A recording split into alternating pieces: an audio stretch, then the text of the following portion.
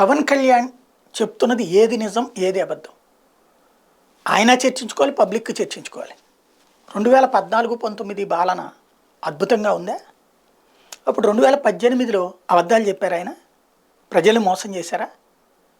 2014-19 మధ్యలో అవినీతి ఏం లేదు, ఇప్పుడు మాత్రం అవినీతి ఉందా? అప్పుడు అవినీతి లేకుండా అనవసరంగా అవినీతి అని ఆయన మోసం చేశారా?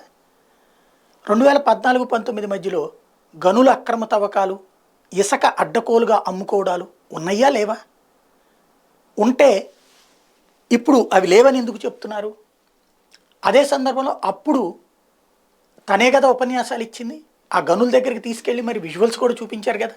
అవన్నీ తప్ప మరి ఆనాడు పవన్ కళ్యాణ్ ఏవైతే తప్పుబట్టి ఉన్నాయి అన్నారు, ఇవాళ వచ్చేటప్పటికి అప్పటి పాలన అద్భుతం, ఆ పాలనని నేనే పొరపాటున మిస్ చేసుకున్నాను, దానివల్లనే జగన్ దుర్మార్గం వచ్చేసింది, రాక్షసత్వం వచ్చేసింది, అప్పటి పాలన బాగుంది అంటే ఆయన అబద్ధం చెప్పినట్ట, జనం అబద్ధం వింటున్నట్ట, లేకపోతే జనమే అబద్ధాలు చెప్తున్నారా?